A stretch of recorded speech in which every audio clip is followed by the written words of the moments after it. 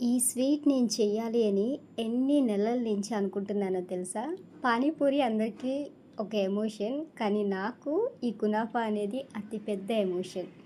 అసలు ఎంత బావుంటుందంటే పైన క్రంచీగా, లోపల సాఫ్ట్‌గా, జ్యూసీగా అసలు చాలా చాలా చాలా మంచి డిజర్ట్ స్వీట్ అండి ఇది. తప్పకుండా ట్రై చేయండి. నేను ఫస్ట్ టైమ్ ట్రై చేశాను. చాలా మిస్టేక్స్ అయితే చేశాను. అంటే టేస్ట్ వైస్ కాదు. ఇన్ వీడియోలో నేను మీకు చెప్తాను. కానీ నార్మల్‌గా ఫస్ట్ టైమ్ ట్రై చేసినా గూడా అసలు చాలా బావుందండి. నిజంగా చెప్తున్నాను. ఈ వీడియో షూట్ చేసి నేను వాయిస్ ఓవర్ ఇచ్చేసరికి స్వీట్ మొత్తం ఖాళీ అయిపోయింది. జస్ట్ ఒక్క పీస్ ఉందంతే. సో, ఇంకెందుకు లేటు వీడియో అయితే స్టార్ట్ చేసేద్దాం. ఈ స్వీట్ కోసం ఇక్కడ సన్న సేమ్యాని తీసుకోండి. దీంట్లో 2 రకాలుంటాయి. ఒకటేమో ఇలా గోధుమ కలర్‌లో ఉంటుంది. ఇంకొకటి తెల్లగా ఉంటుంది. ఒకవేళ మీకు ఈ 2 దొరక్కపోతే పాలల్లో వేసుకునే పేనీలని అమ్ముతారు కదా! సో, బేకరీస్‌లో దొరుకుతుంది. అదైనా కూడా యూజ్ చేసుకోవచ్చు. కానీ టేస్ట్ వైస్ ఇదైతే ఇంకా సూపర్‌గా ఉంటుంది. సో, ఇది కేజీ ప్యాకెటు మొత్తం వెయ్యట్లేదు. ఇప్పుడు దీన్ని వీడియోలో చూపిస్తున్న విధంగా మనం చపాతీ పిండి కలుపుకుంటాం కదా! సో, అలా చేయాలి. చేతికేమి కుచ్చుకోవండి. చాలా సన్నగా ఉంటాయి. మనం చేత్తో అలా చేస్తున్నప్పుడు చిన్న చిన్న పీసెస్‌గా విరిగిపోతాయన్నమాట. సో, మొత్తం అంతా కూడా ఇలా చేసుకొని ఇప్పుడు ఈ మొత్తాన్ని కూడా మనం ఒక బౌల్‌లో వేసుకోవాలి. బౌల్‌లోకి తీసుకున్నాక ఇప్పుడు దీంట్లోకి మనం కొద్దిగా వెన్న వేడి చేసి ఈ మిక్సింగ్‌లో కలిపేసుకోవాలి. ఇది హోమ్‌మేడ్ బటర్ అండి. ఒకవేళ మీ దగ్గర లేదు అనుకుంటే అన్సాల్టెడ్ బటర్ తీసుకోండి. ఇక్కడ నెయ్యి గానీ, లేదంటే ఆయిల్ గానీ యూజ్ చేయొచ్చా అన్న డౌట్ రావచ్చు. మనకి బటర్ అయితే ఒరిజినల్ టేస్ట్ అనేది వస్తుంది. మాక్సిమం బటర్ వేసుకోవడానికే ట్రై చేయండి. సో, ఇలా మొత్తం కలిపేసి కాసేపు ఈ బౌల్ పక్కన పెట్టేసేయండి. ఇప్పుడు నెక్స్ట్ ఇంకొక గిన్నెలోకి నేను ప్యాకెట్ పాలు వాడుతున్నానండి. ప్యాకెట్ పాలు ఆల్రెడీ కాచి వస్తాయి కాబట్టి నేనేమి విడిగా కాయట్లేదు. ఒకవేళ మీరు పచ్చి పాలు బయట గేదె పాలు అమ్ముతారు కదా! అవి వాడుకునే లెక్కయితే ఒకసారి మనం కాగపెట్టి చల్లారిన తర్వాత అప్పుడు ఆ పాలను యూజ్ చేసుకోవచ్చు. ఇప్పుడు ఈ ప్యాకెట్ పాలల్లో ఒక 2.5 స్పూన్ల వరకు కార్న్ ఫ్లోర్ వేస్తున్నాను. కొద్దిగా పంచదార. పంచదార అనేది స్వీట్‌నెస్ కోసం వేసుకోండి. ఇప్పుడు ఈ మొత్తాన్ని ఒకసారి కలిపేసి పొయ్యి మీద పెట్టి కలుపుతూ ఒక 10 మినిట్స్ ఉడికించాలి. బాగా దగ్గర పడుతుంది. ఇప్పుడు దీంట్లోకి కొంచెం ఫ్రెష్ క్రీమ్ అనేది యాడ్ చేసుకోవాలి. ఒకవేళ ఫ్రెష్ క్రీమ్ లేకపోతే పాల మీద మీగడని బాగా చిక్కగా అయ్యే వరకు బీట్ చేసుకొని అదైనా కూడా కలుపుకోవచ్చు. లేదా మనకి పాల పౌడర్ ఉంటుంది కదా! అదైనా కూడా యాడ్ చేసుకోవచ్చు. ఇది చల్లారిన తర్వాత ఇంకా గట్టి పడిపోతుంది. సో, కొంచెం క్రీమీగా ఉన్నప్పుడే స్టవ్ ఆఫ్ చేసి చల్లారే వరకు గిన్నె పక్కన పెట్టేసేయండి.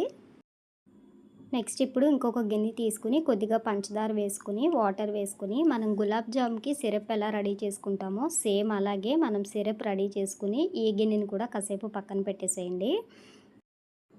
ఇప్పుడు ఒక గిన్నె తీసుకొని గిన్నెలో కొంచెం బటర్ వేసి మొత్తం అంతా కూడా స్ప్రెడ్ చేసి మనం బటర్ కలిపి పెట్టుకున్న కునాఫాని మొత్తం వేసేయకుండా ఫస్ట్ ఒక లేయర్ వేసి గ్లాస్తో కానీ చిన్న గిన్నెతో కానీ మొత్తం అంతా కూడా స్ప్రెడ్ చేయండి. అంటే లోపలికి నొక్కి పెట్టాలి. ఒక లేయర్ మొత్తం అలా వేసేసి ఇందాక మనం ప్రిపేర్ చేసుకున్న క్రీమ్‌లోకి కొంచెం వెనిలా ఎసెన్స్ కలిపి మొత్తం అంతా కూడా కలపాలి.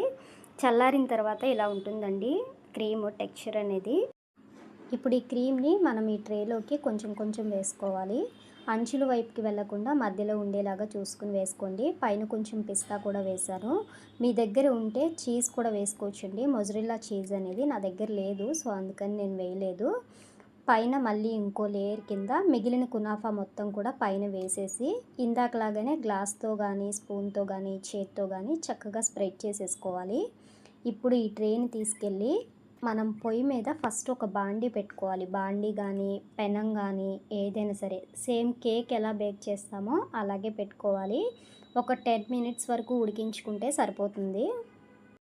సో, ఇప్పుడు అడుగునున్న లేయర్ ఉడుకుతుంది కదా! సో, పైనున్న లేయర్ కూడా ఉడికిపోవాలి అంటే ఇప్పుడు ఇంకొక ప్యాన్ తీసుకొని దానికి కూడా ముందుకులాగానే ఇలా బటర్ అప్లై చేసి 10 మినిట్స్ తర్వాత అది కుక్ అవుతుంది కదా! ఇప్పుడు ఈ ప్యాన్‌ని దాని మీద పెట్టి వెనక్కి ఫ్లిప్ చేయాలి. ఇక్కడైతే అసలు ఎంత భయమేసిందో క్లిక్ చేసేటప్పుడు. పోయింది స్వీట్ మొత్తం నాశనం అయిపోయింది. ఇంకా రెసిపీ కుదరలేదు అనుకున్నాను. బట్ ఓకే అండి, బాగానే వచ్చింది. ఇప్పుడు ఇలా అయింది కదా, దీన్ని మళ్ళీ మంచిగా స్ప్రెడ్ చేసుకుంటే సెట్ అవుతుంది. అందుకే చెప్తున్నాను, ప్రాపర్గా మనం కుక్ చేసుకునేటప్పుడే ఒక ఐడియా అనేది మంచిగా పెట్టుకొని చక్కగా కుక్ చేసుకునే గిన్నెలు అవన్నీ కూడా ముందే ప్లాన్ చేసుకుంటే బాగుంటుంది. నేను ప్లాన్ చేసుకున్నాను, బట్ లాస్ట్లో కొంచెం మిస్ అయిందనమాట క్లారిటీ. అందుకే ఈ పొరపాట్లు. నెక్స్ట్ టైం మళ్ళీ నేను డెఫినెట్లీ ట్రై చేస్తాను. ఇప్పుడు దీన్ని మళ్ళీ అందంగా డెకరేట్ చేసేసి మళ్ళీ పాన్ కానీ, లేదంటే ఇందాక పెట్టిన దాంట్లో అయితే దానికి హ్యాండిల్ ఉంది, దీనికి కూడా హ్యాండిల్ ఉంది కదా, సో అందుకని దోశ పెనం ఉంటే దోశ పెనంలో నేను మళ్ళీ ఉడికించాను. ఇంకో 10 మినిట్స్కి ఇది కూడా కుక్ అయిపోయిందండి. ఇప్పుడు దీన్ని ప్లేట్లోకి ఫ్లిప్ చేసుకోవాలి. ఇక్కడ ఇంకో టాస్క్, ఇక్కడ కూడా పోయింది. సో ప్లేట్లోకి తిప్పగానే ఎలా వచ్చిందో ఒకసారి నిజంగా ట్రై చేస్తున్నప్పుడు ఎంత నవ్వు వచ్చిందో. కొంచెమేమో పెనంకి అతుక్కుపోయి అలాగే ఉంది. ఇదేమో మాడిపోయిన దిబ్బరొట్టెలాగా వచ్చింది. కానీ మొత్తం అంతా కూడా సెట్ చేశానండి. మీరు ఏమి భయపడక్కర్లేదు. రెసిపీ అయితే సూపర్ టేస్టీగా ఉంది. ఆల్రెడీ నేను ఎంత తిన్నాను అనేది కూడా నేను చూపిస్తాను. ఇలాంటివి కొత్తవి ట్రై చేస్తున్నప్పుడు ఇలాంటి ఇన్సిడెంట్స్ జరిగితే చాలా క్రేజీగా భలే అనిపిస్తుంది కదా.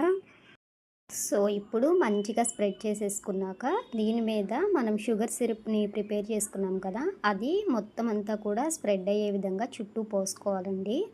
ఇక్కడ ఒకటి గుర్తుపెట్టుకోండి, షుగర్ సిరప్ అనేది వేడిగానే ఉండాలి, స్వీట్ కూడా వేడిగానే ఉండాలి. నెక్స్ట్ ఈ స్వీట్ మనం ఫ్రిడ్జ్లో పెట్టకూడదు. క్రంచీగా స్వీట్నెస్గా ఎంజాయ్ చేయాలి అంటే వేడి మీద తినొచ్చు, కొంచెం చల్లారిన తర్వాత తినొచ్చు. ఒకవేళ మీరు ఫ్రిడ్జ్లో పెట్టాలి అనుకుంటే తినే ముందు బయటకు తీసి ఓవెన్స్ ఉంటే ఓవెన్లో ఒక 2 మినిట్స్ వేడి చేసుకుని తినండి, చాలా బాగుంటుంది.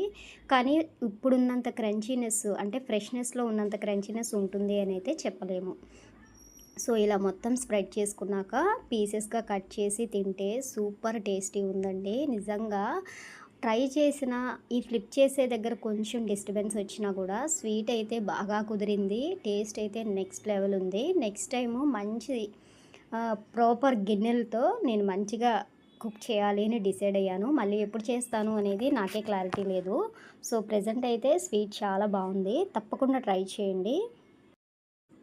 ఆ పైన వేసిన పొడి ఏంటి అని డౌట్ రావచ్చు. కొంచెం పిస్తాని గ్రైండ్ చేసుకుని అది డెకరేషన్ కింద వేసానండి, అంతే, ఇంకేమీ లేదు.